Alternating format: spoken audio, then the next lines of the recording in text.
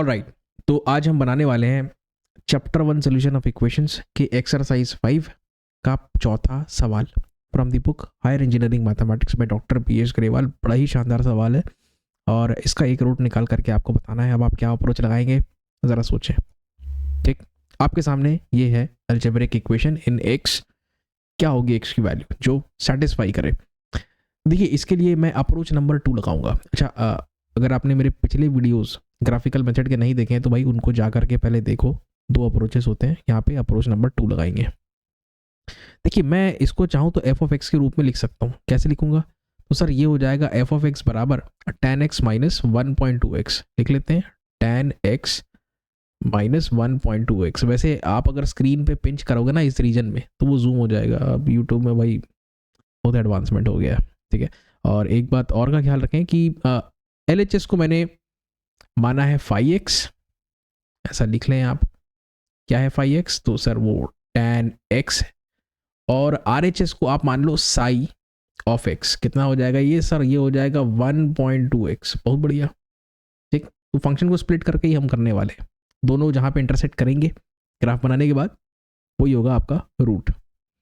Sir सबसे पहले तो ये एफ ऑफ एक्स के जरिए ये पता लगाते हैं कि फंक्शन कहाँ पर या फिर एक्स की किन वैल्यूज़ के लिए अपने साइन को बदल रहा है। माइनस से प्लस में आ रहा हो या प्लस से माइनस में जा रहा हो, ठीक है जी। इसको पहले इंप्लीमेंट करते हैं। तो आप देखिए, वैसे यहाँ पर जनरली हम क्या करते हैं, इसको रूट में, इसको डिग्री में रखते हैं। यहाँ पे तो डिग्री में नहीं रख सकते ना, 1.2 है। तो भाई आप एक काम करो, रेडियंस में रखो, इधर भी बिंदास, कोई दिक्कत नहीं होगी। अगर एक्सेल में बना रहे हो तो एक चीज़ बता देता हूँ, एक्सेल में ये सारी वैल्यू जो भी ट्रिग्नोमेट्रिक फंक्शन है उसको वो रेडियंस में ही एक्सेप्ट करेगा। डिग्री में करोगे तो भाई वो नहीं करेगा। तुम अगर सोचोगे कि 1045 अगर मैं लिखूँ तो मेरे को आंसर मिल जाएगा, तो नहीं मिलेगा। ये देखो यहाँ 45 लिखता हूँ, अब मैं लगाता हूँ 10, तो TAN लिखा मैंने, अब मेरे को 45 देना है। ये लो 45 दिया मैंने, क्या कर रहा है वो? एरर शो कर रहा है। तो उसको समझ में ही नहीं आया। बात समझ में आया? ये चीज़ है भाई। हाँ, अगर 45 डिग्री का आप इक्विवेलेंट निकाल लो तो आप अगर देखो, अगर मैं यहाँ पर 45 को अगर मेरे को रेडियंस में निकालना है कितना होगा, तो हम क्या करेंगे, 45 को मल्टीप्लाई करेंगे पाई से।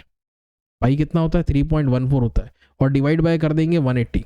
ये हो गया 45, ये डिग्रीज में, ये उसका करस्पॉन्डिंग रेडियंस है ना। बात समझो, पाई बाय 4 है ये, और कुछ नहीं है, ठीक है, समझ गए। और यहाँ पर अब आप तुम लगाओ tan is equal to tan। अब ये वाले सेल को सिलेक्ट कर लो, वो बिंदास। फिर से आंसर नहीं दिया उसने, कहा गलती हो गई भैया। हाँ, सेल ही सिलेक्ट नहीं हुआ है। अब हुआ? अभी भी नहीं हुआ। एक मिनट रुक जाओ, ऐसा कैसे हो गया? ब्रैकेट लगाते हैं, पक्का हमने ब्रैकेट नहीं लगाया होगा तभी ऐसा हुआ है। हाँ, ये देखो कितना आया, 0.999 मतलब 1। 10 पाई बाय 4 कितना होता है? 1 होता है। समझ में आया? तो कुल मिला के ये है कहानी। चलो जी आगे बढ़ते। सर फंक्शन है tan x माइनस 1.2x, तो यहाँ पर x की वैल्यूज़ हैं और यहाँ पर f ऑफ x की, ठीक। x की कहाँ से शुरुआत कर रहे हैं हम? 0 से शुरुआत कर रहे हैं x के, ठीक है। तो देखो मैं क्या कर रहा हूँ, अगर यहाँ पे जूम कर लेना स्क्रीन में पहले तुम लोग, 0, 15 डिग्री, 30, 45, 60, 75, 90, मैंने 15 का डिफरेंस लेके बना दिया। तो पाई में जो डिग्रीज में मैंने अभी कहा वो रेडियंस में ऐसा लिखते हैं। आप चाहो तो चेक कर सकते हो, कोई दिक्कत नहीं। अब इनकी जो वैल्यूज आएंगी वो मैंने पहले से एक अलग शीट में बना के रखी हैं, इसको आप कैलकुलेट कर लेना मेरे भाई, ये हो जाएगा। समझ गए इतना? हाँ सर, ये इतनी वैल्यूज आएंगी। पाई बाय 12 करोगे तो इतना ही आएगा, ठीक है। पाई बाय 6 करोगे तो इतना ही आएगा। ये सारी वैल्यूज हमने लिख ली। अब यहाँ पे क्या लगाना है? इक्वल टू, फंक्शन क्या है sir? tan x minus 1.2x, ठीक है जी। तो इज इक्वल टू लगाओ tan, अब ब्रैकेट लगाना मत भूलना, नहीं तो फिर से गड़बड़ हो जाएगा। ये x है, हो गया जी। अच्छा, माइनस कितना करना है सर? 1.2 मल्टीप्लाइड बाय क्या करना है सर? फिर से वही सेल है। अब यार ये सिलेक्ट तो हो नहीं रहा है, तो ये इसका क्रमांक है B8, तो इसको B8 आप कर दो और इसको एंटर लगा दो। ये हो गया। अब इसी को बच्चों आप कर दो ड्रैग, तो ये आ गए आपके पास तमाम रिजल्ट्स। ये देखो, ये पाई बाय 2 पे कहाँ, मतलब ये तो आसमान की ऊंचाइयों को छू रहा है। ये 10 टू दी पावर 16 हो रहा है ये।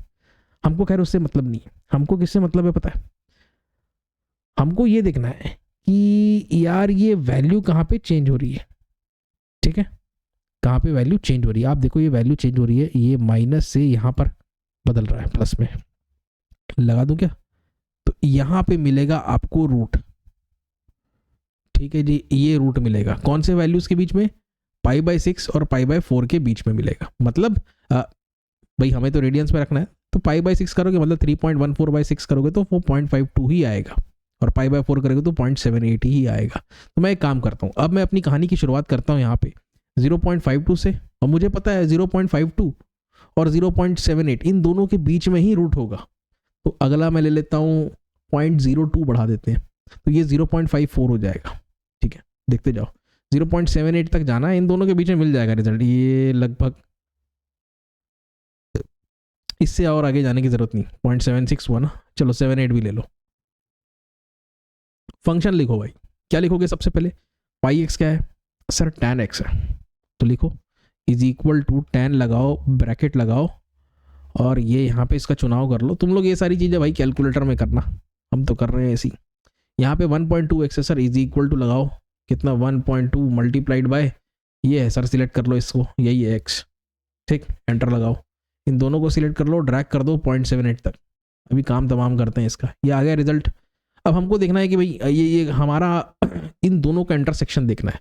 आप क्या करो, इसको सिलेक्ट करो। ग्राफ तो भाई तुमको मेहनत करके बनाना पड़ेगा, मैं नहीं करने वाला भाई, मैं तो कंप्यूटर का फ़ायदा उठाने वाला हूँ, ठीक है। ग्राफ तुम लोग बनाते रहना। ये देखो, ये बढ़िया है, सारा एक्स एक्सिस में उसने इन वैल्यूज़ को लिख दिया, 0.52, 0.54, और ये ऐसा देखो, तुमको ज़्यादा अच्छे से समझ में आएगा। तुरंत उत्तर मेरे को दिखाई दे रहा है, ये 0.68 और ये 0.7, ये दोनों के बीच में देखो यहाँ पे इंटरसेक्शन हो रहा है, दिखा? ये यहाँ पे इंटरसेक्शन नहीं दिख रहा है, और दिखाएं जूम, देखो 0.68 और 0.7, ये देखो दोनों के बीच में कहीं इंटरसेक्शन हो रहा है। इससे भी थोड़ा सा आगे, 0.69 से भी थोड़ा सा आगे, तो मैं भाई 0.69 में ही खुश हूँ, मैं तो यार उसी को आंसर मान रहा हूँ। तो इसका मेरे पास रिजल्ट आ गया, 0.69 इज द आंसर, ठीक है। हो सकता है इससे थोड़ा सा ज़्यादा हो, इससे थोड़ा सा ज़्यादा होगा ही। तो मुझे संदेह जो हो रहा है, इस संदेह से दूर थोड़ा सा, कितना है, tan x है ना। चलो ये फटाफट डेस्मोस में भी कर देते हैं, tan x लगाते हैं, ये हो गया। दूसरा क्या है, 1.2x, 1.2 और ये x, ये देखो यहाँ पे कट रहा है, ये यहाँ पे कटा। ये tan का ग्राफ है ना, पता है ना 90 डिग्री पे वो कहाँ जाता है, भयंकर ऊपर, बहुत ही ऊपर जाता है। 90 मतलब क्या होता है, π/2, π/2 कितना होता है भाई, π/2 होता है 1.57। तो अगर आप देखोगे, दिखाएं चलो पहले आंसर दिखा देते हैं ना, रोचक तत्व अंत में। ये देखो, ये रूट है, ये 0.6954, ये है। x वैल्यू से मतलब है, y से मतलब नहीं है, x ही आपका रूट है ना, 0.6954, समझ में आया? ये चीज़ है। अच्छा, ये तुम्हारे दिमाग में ये आ सकता है सर कि ये π/2 पे कहाँ जा रहा है इसका वैल्यू, बहुत ज़्यादा वैल्यू आ रही है। तो देखो, असल में अगर रखोगे भी तो कितना आता है, 1.57। तो ये कभी मिलन नहीं हो पाएगा भाई इन दोनों का, ठीक। जितना तुम जूम आउट कर लो, देखते रहे, यहाँ जूम इन, ऐसा लग रहा है ना मिल गए दोनों, चलो जूम इन करते हैं, नहीं मिला है। समझ में आया? थोड़ा एजिम्पटोटिकल है। एनीवेज, मेरे ख्याल में ये सब बातों में भी जाने का समय है नहीं। रूट कैसे कैलकुलेट करना था, ये एक्सेल के माध्यम से अब हम सीख चुके हैं, ठीक। वीडियो कैसा लगा कमेंट के माध्यम से ज़रूर नीचे जाके मुझे बताएं।